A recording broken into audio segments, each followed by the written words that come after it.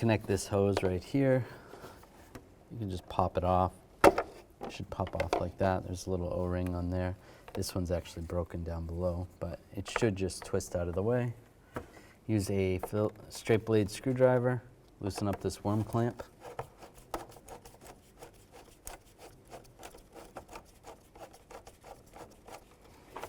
And there's also one underneath here.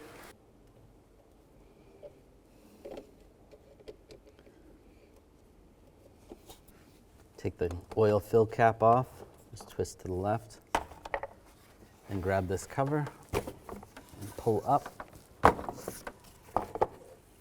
It's got some retainers right there, there.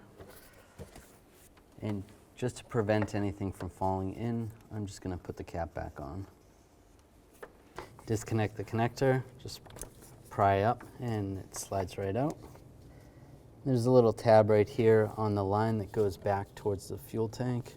Push on that, and then you should be able to slide this up. Push that out of the way. Now on the bracket right here, you just want to take a pick or a screwdriver and just pry this little tab out. That's going to make it so you can slide this off. You just grab the valve, slide it off like that. Now underneath here, you can push on that tab and it slides right out, just like that. Before we put the new one on, you just want to take your pick and just bend this tab back just a little bit, just so the new one locks in.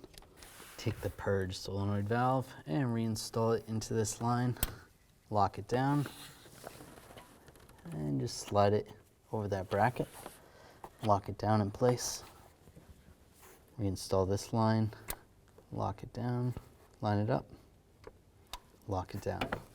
Remove the oil cap, and we can put the cover back on. Just slide it in position, push it down, and put the oil cap back on.